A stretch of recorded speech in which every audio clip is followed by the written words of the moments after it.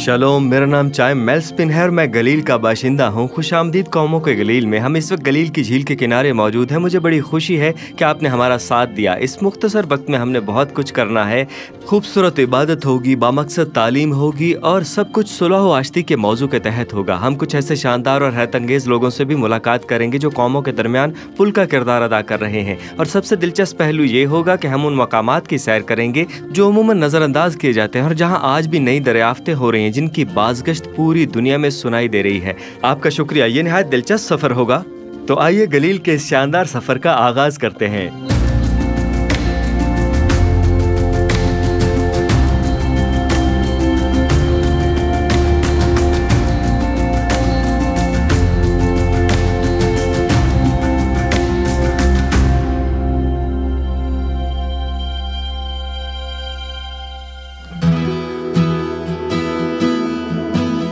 Wow, आपसे दोबारा मिलकर खुशी हुई। क्या आपने मुझे मिस किया?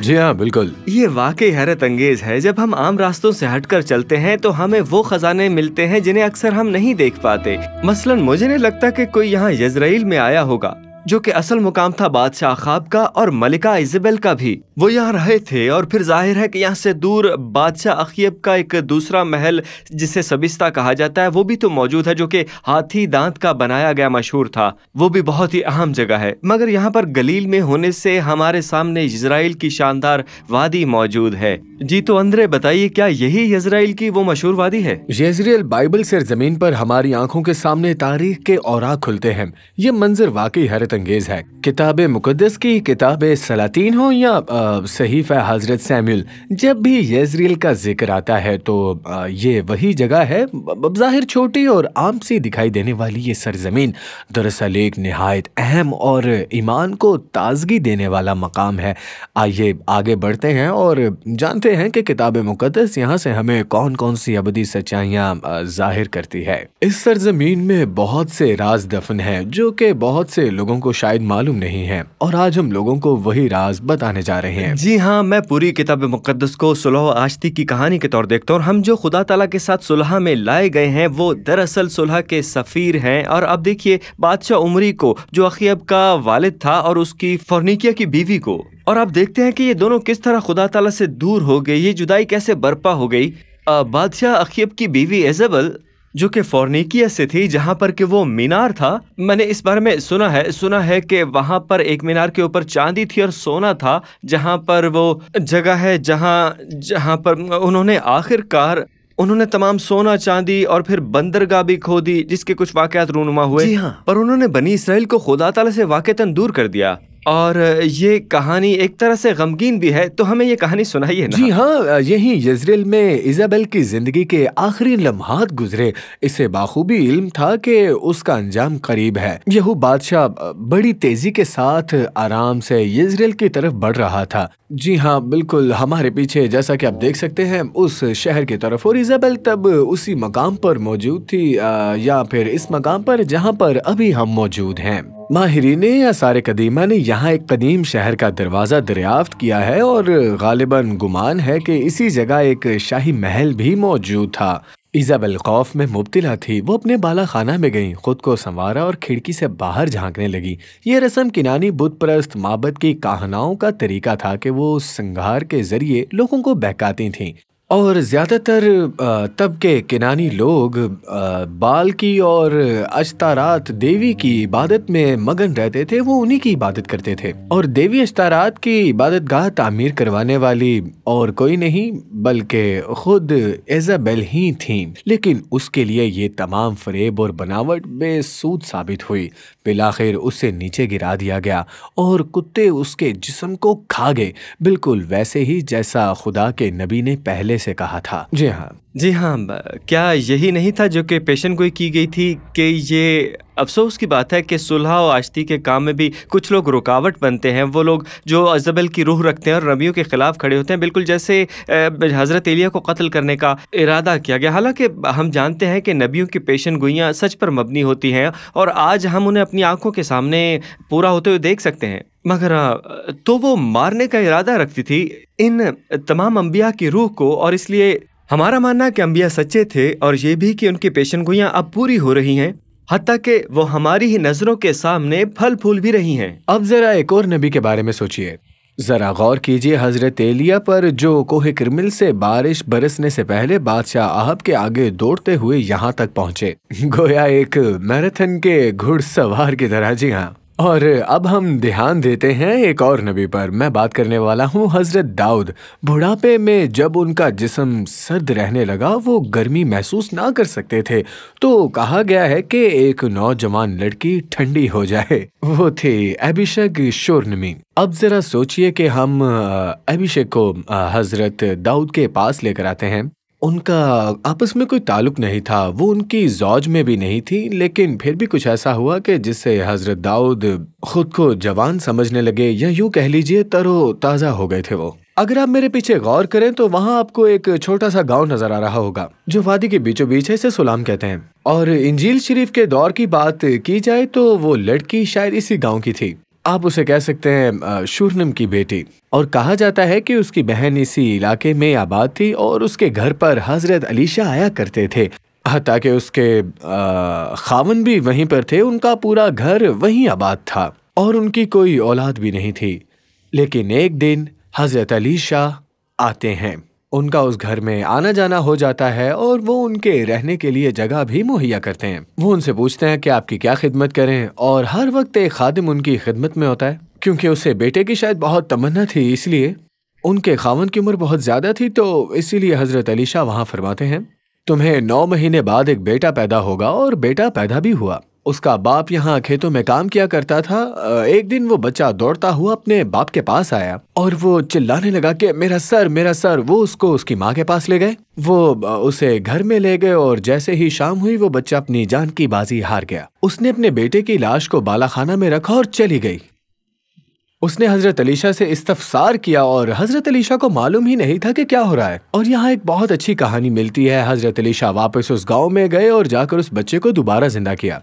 वो लड़का जो कुछ देर पहले मर गया था, हजरत अलीशा की वजह से दोबारा जिंदा हो चुका है। और दिलचस्प बात यह है कि इंजील मुकद्दस में भी इस तरह की एक कहानी है जिसका इसी जगह से ताल्लुक है, मगर पहाड़ी की दूसरी जानिब की तरफ से, जिस जगह का नाम है नैन। इंजील मुकद्दस बयान करती है कि जनाब मसीह इसी खित्ते के गांव नैन में गए और एक बेवा औरत के इकलौते बेटे को दोबारा जिंदा किया। अब सोचने की बात यह है कि बिल्कुल इसी इलाके में सदियों पहले हजरत अलीशा ने भी एक लड़के को जिंदा किया था। ये महज इत्तेफाक नहीं बल्कि खुदा की अजीम कुदरत और शानदार नबूवती तसलसल का सबूत भी है। बाज़ मुहक्किकीन का ख्याल है कि अभिषेक शोरनमी वही हसीन औरत थी जिसके बारे में गज़लुल गज़लात लिखी गईं। हजरत दाऊद की वफात के बाद हजरत सुलेमान ने सारी बादशाहत विरासत में पाई, लेकिन हमें कहीं ये जिक्र नहीं मिलता कि उन्होंने अभिषेक से शादी की हो। इसके बावजूद उस जमाने में अभिषेक अपनी गैर मामूली खूबसूरती की वजह से मशहूर रही और लोगों के दरमियान एक नुमाया शख्सियत समझी जाती थी। यहाँ पर एक और बात है जो बहुत दिलचस्प है।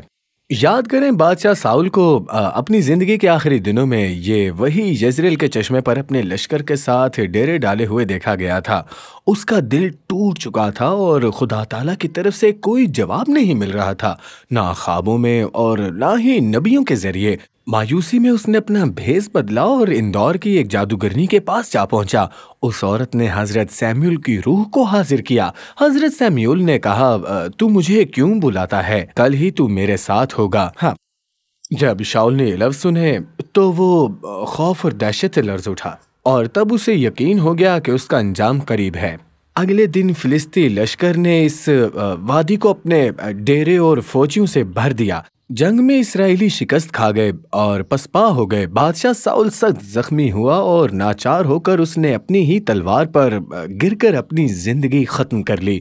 यूं उसकी अलमनाक मौत यहीं इसी वादी की सरजमीन पर तारीख का हिस्सा बनी। ये वादी दरअसल उस कदीम शाहराह पर आबाद है जो दमिश्क जाने का मरकजी रास्ता था। सदियों पहले शामी और असूरी लश्कर इसी राह से गुजरकर सरजमीन को रौंदते रहे। इसकी अहमियत की बिना पर बादशाह अखाब ने अपने 2 महलात तामीर किए थे, एक सामरिया में और दूसरा यहीं यज़रियल में, ताकि वो दोनों खितों पर अपनी गिरफ्त कायम कर सके। महल के करीब नाबूत का ताकिस्तान वाक़ था। बादशाह अखाब ने नाबूत से कहा कि वो ताकिस्तान उसे बेच दे ताकि वो उसे सब्जियों के बाग में बदल सके, लेकिन नाबूत ने बड़ी जुर्रत के साथ जवाब दिया, खुदा की पनाह, मैं अपने बाप दादा की मिरास तुझे नहीं दे सकता। तो रात के कानून के मुताबिक मौरूसी जमीन फरोख्त करना सख्ती से मना था, क्योंकि वो खुदा की अता करदा मुकद्दस अमानत समझी जाती थी। इसके बाद इज़ाबेल ने एक खुफिया साजिश रचाई और नाबूत को नाहक कत्ल करवा दिया। बाद में हज़रत एलिया नबी ने बादशाह अखाब को खुदा का पैगाम सुनाया कि जहां नाबूत का खून बहाया गया था वहीं इज़ाबेल का खून भी बहाया जाएगा। और बिल्कुल ऐसा ही हुआ जब यहोवा वहां आया और खुदा का फैसला पूरा हुआ। हज़रत हौसिया ने पेशनगोई की कि यज़रियल का नाम सिर्फ खून और इंसाफ के साथ वाबस्ता नहीं रहेगा, बल्कि ये बहाली और बरकत की सरजमीन भी बनेगा। खुदावन फरमाता है, मैं गल्ला, नई, मैं और तेल को आवाज दूंगा और सब यज़रियल को जवाब देंगे। और फिर जैसा कि मैंने आपको पहले बताया है कि इज़ाबेल अपना सिंगार करके तैयार होकर अपनी खिड़की में खड़ी थी और अचानक वो खिड़की से नीचे गिर गई और कुत्ते ने उन्हें खा लिया और उसकी जान यूं चली गई। और इससे हमें इस बात का भी सबूत मिलता है कि खुदा की कोई पेशनगोई गलत नहीं होती। और ये दिलचस्प कहानी बिल्कुल हमारे पीछे उस वादी में वहां पर पेश आई।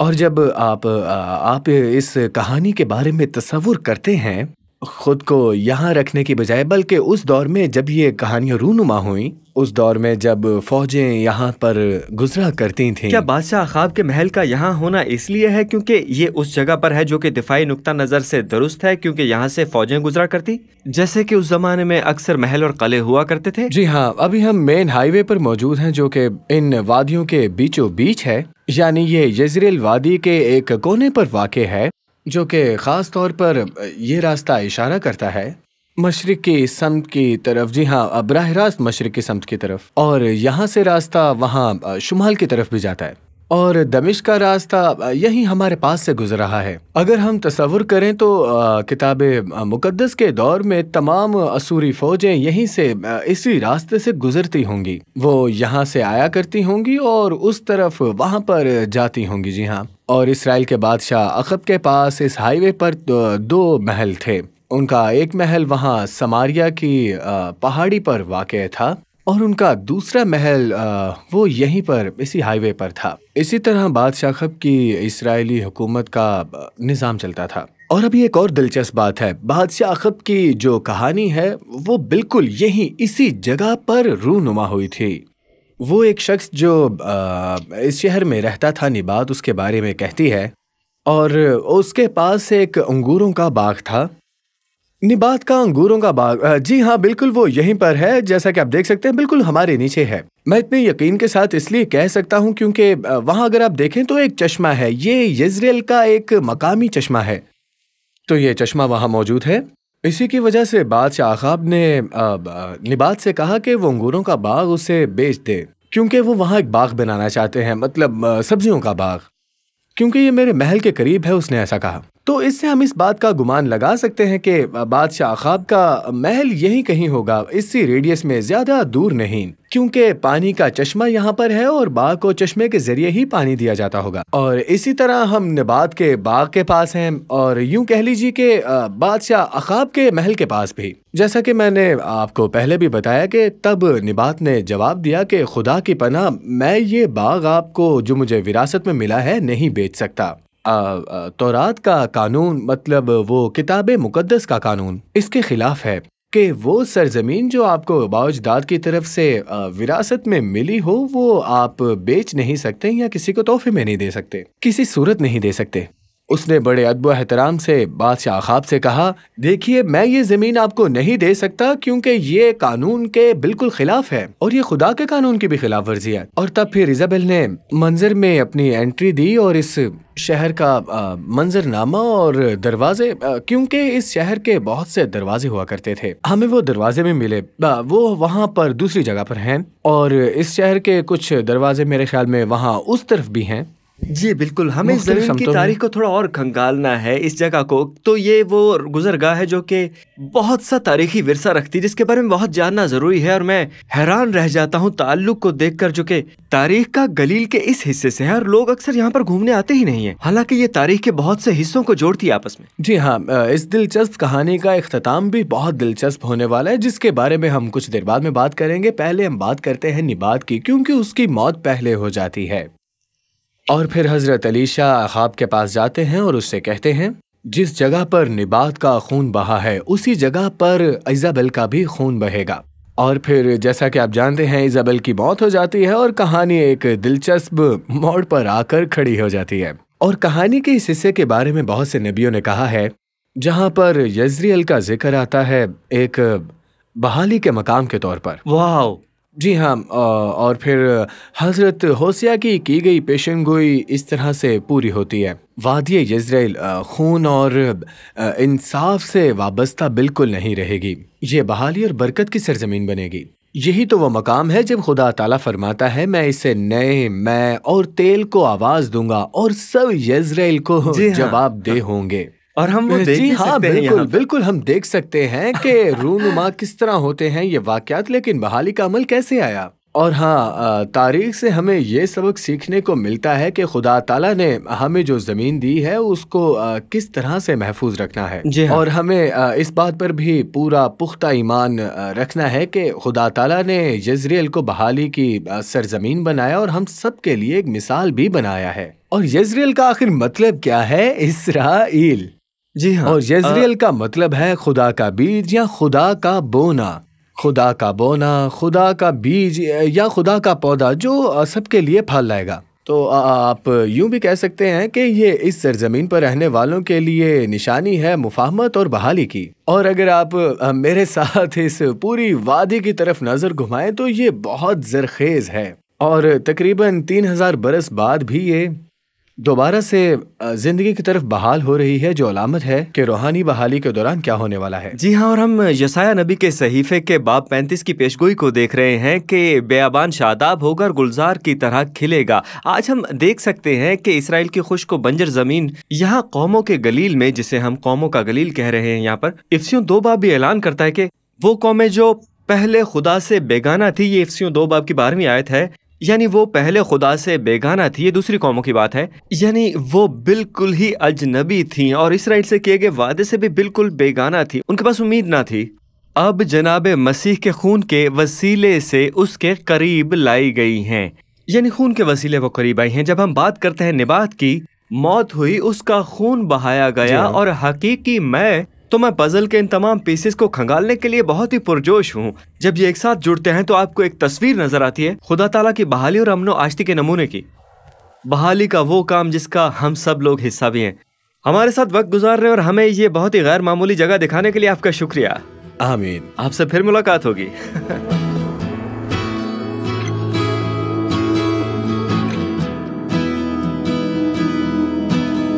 मैं एक पहाड़ी पर मौजूद हूँ और गलील की झील को देख रहा हूँ। इसे परीला कहा जाता है, जिसका मतलब है समर आवरी, और हम इसे यशाया नबी के सहीफे के 35वें बाब में देखते हैं। इसकी पहली आयत कहती है, बेयाबान और सुनसान मकाम शादमान होंगे और रेगिस्तान गुले सुर्ख की मानद खिलेगा।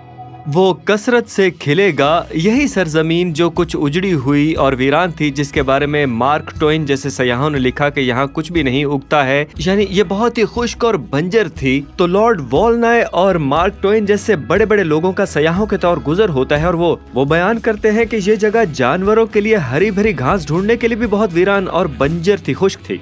और जब मैं इसे देखता हूँ यहाँ, तो मैं कहता हूँ ये कैसे मुमकिन है कि इसराइल, जहाँ पर टेक्नोलॉजी है जैसे कि रिवर्स ऑस्मोसिस, जो यहाँ पर इजाद हुई, यानी खारे पानी को मीठा बनाना और माइक्रो इरिगेशन के जरिए पानी को हर पौधे तक पहुँचाना वगैरह, इसे बंजर जमीन को एक बार फिर जरखेज़ व आबाद कर दिया है। हम देखते हैं कि ये बनी इसराइल के लोगों को दुनिया के लिए नेमत बनना है। और मेरे पीछे जो एक नामियाती फॉर्म भी है, तो ग्रीन हाउसेज हाइड्रोपोनिक्स सिस्टम के जरिए यहाँ पर उगाए जा रहे हैं। अब आप जानते हैं कि हाइड्रोपोनिक्स सिस्टम में क्या होता है। ये आपको याद होगा जब स्कूल में हमें सिखाया गया कि फोटोसिंथेसिस कैसे काम करता है। तो पौधा क्या करता है कि ये क्लोरोफिल को इस्तेमाल करता है और ये सूरज की शुआओं को पकड़ लेता है अपने में। जी हाँ, और इसे तवानाई में तब्दील करता है, जहाँ वो तोड़ सकता है पानी के मॉलिक्यूल्स को, यानी पानी के मॉलिक्यूल्स को मल्टीप्लाई कर सकता है और यकीनन अपनी खुराक पैदा करता है इस तरह से। तो ये तकरीबन 90% तवानाई को अपने अंदर संभाल लेते हैं, जो कि जड़ों से पानी को ऊपर खींचने में लगती है और पूरे पौधे में उसको फैलाती भी है, और वो सारी तवानाई अपनी खुराक बनाने पर ही लगती है। ठीक है, ये बहुत हैरत अंगेज है कि इस पूरे अमल को कहा जाता है हाइड्रोपोनिक्स। ये पानी है जो कि बाकी नमकियात के साथ जाता है और इसमें मिट्टी की भी जरा सी भी आमेजिश नहीं है, और ये बहुत ही हैरत अंगेज लैटिस पैदा कर रही है यहाँ पर, जो कि नामियाती है। हत्ता कि स्ट्रॉबेरीज भी उग रही हैं यहाँ मिट्टी के बगैर, ये सिर्फ पानी में उग रही हैं। अब थोड़ा सा वक्त लीजिए और देखिए ये किस तरह से छोटी होती हैं और ये कितनी जल्दी बड़ी हो जाती हैं, और सबसे मजे की खुराक बनती है इस तरह। हाइड्रोपोनिक सिस्टम के जरिए लोगों के पास पौधे उगाने के बहुत सारे तरीके हैं, जिनमें डीप वाटर कल्चर है, विक सिस्टम है, और न्यूट्रेंट का कोई टेक्निक सिस्टम है, एब एंड फ्लो, ड्रिप सिस्टम है, एरोपोनिक्स है। पर यहाँ हाइड्रोपोनिक्स के जरिए हम देखते हैं कि इसराइल एक बार फिर से आगे बढ़ रहा है ज़राई टेक्नोलॉजी की फील्ड में, पानी को मादनी नमकियात में इस्तेमाल करके। मैं ऐसे लोगों से मिलकर बहुत खुश होता हूँ, जैसे मेरे दोस्त गैब्रियल टॉलकर और आरियल ग्रोबल, जो एक मिसाल कायम कर रहे हैं कि जदीद टेक्नोलॉजी किस तरह से अंबिया की पेशन गोइयों को यहाँ पूरा कर रही है।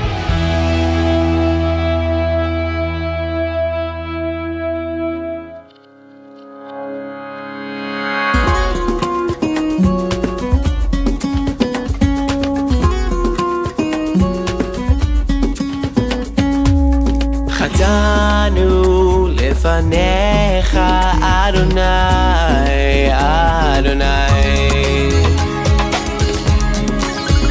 אך רדפת אחרינו כל חיינו, אדוני. חטאנו לפניך אדוני,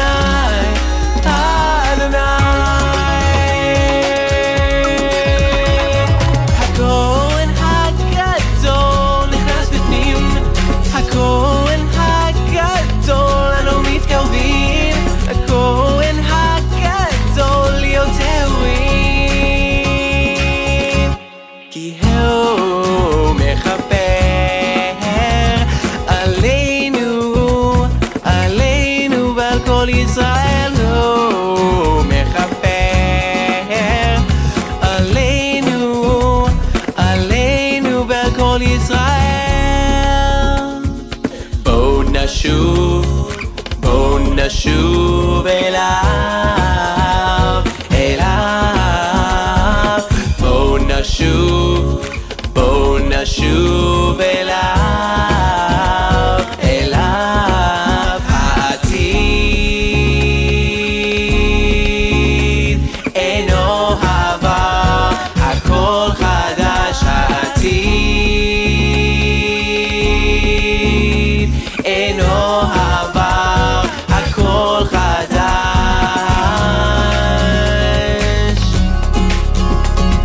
הכהן הגדול נכנס בפנים, הכהן הגדול, אנו מתקרבים להיות טהורים, כי הוא מכפר עלינו, עלינו ועל כל ישראל. הוא מכפר עלינו, עלינו ועל כל ישראל.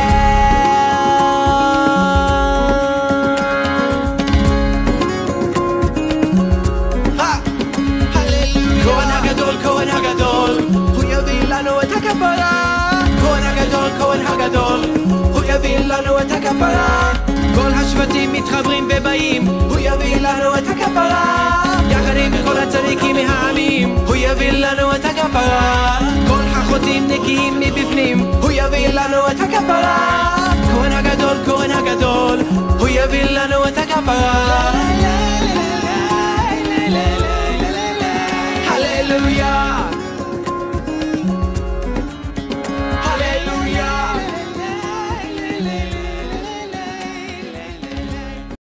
यहाँ मैं कदीम गलील में हूँ और मेरे नीचे सदियों पुरानी कुछ बहुत ही खूबसूरत टाइल्स हैं। मैं आपको कुछ बताना चाहता हूँ कि मैं इस तारीख का गवाह कैसे बना। इसराइल में आने से मेरी जिंदगी बदल गई, मेरे पूरे खानदान की जिंदगी बदल गई। पता है क्यों? क्योंकि हम लोग ये जान गए कि जनाब मसीह हकीकत में कौन थे और गलील से उनका क्या रिश्ता था। उन्होंने यहाँ पर बहुत सा वक्त गुजारा है, अपने शागिर्दों के साथ यहाँ मछलियाँ पकड़ी हैं। आपने अक्सर देखा होगा कि कुछ जोड़े एक दूसरे के साथ कमर से कमर मिलाकर बैठते हैं और पूछते हैं कि उसका फेवरेट कलर क्या है, उसकी आंखों का रंग कैसा है, उनकी आदत कैसी हैं, उनको मशागल के तौर पर क्या पसंद है, उन्हें किस तरह का खाना पसंद है। तो ये आप जनाब मसीह को चाहते हैं, उनसे मोहब्बत करते हैं, तो क्या आप जानते हैं कि उन्हें क्या अच्छा लगता है और उन्हें क्या पसंद है आप में? आप जानते हैं कि उन्हें पीटा रोटी को हुमस में इस तरह से डुबोना पसंद था, जहां वो आम शागिर्दों के साथ बैठते, उनके साथ मछलियां खाते, शादियों में खुशी मनाते। और मैं आज आपको ये चैलेंज करना चाहता हूं, जब आप उनको जानना शुरू कर देते हैं तो, यानी जब आखिरी वक्त में ये लम्हा बरपा होता है तो, जब बहुत सोचेंगे कि वो उन्हें जानते हैं तो वो कहेंगे कि मैं तुम्हें नहीं जानता हूँ। जाहिर है कि वो पूरी दुनिया के तमाम लोगों को जानते हैं, मगर वो आपसी रिश्ते की बात कर रहे हैं। यहाँ वो बात कर रहे हैं उस रिश्ते की जिसमें उनके साथ रिफाकत हो आपकी,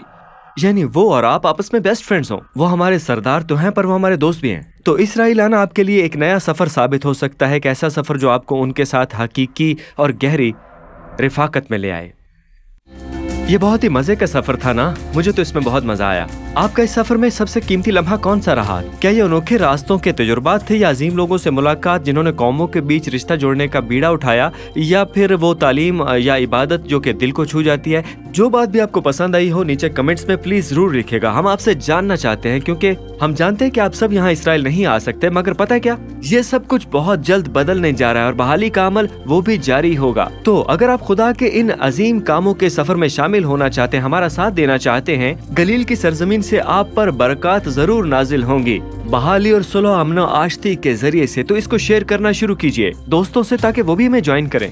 ठीक है, तो लाइक के बटन को क्लिक करें और हमें सब्सक्राइब भी कर लीजिए। तो आगे बढ़िए और इस बढ़ती हुई बादशाही और सल्तनत में अपना बीज बोइए। आमीन। और मुझे उम्मीद है कि आप अगले हफ्ते हमारे साथ अपने पूरे खानदान के साथ जरूर शामिल होंगे। गलील से आप पर बरकत नाजिल हो।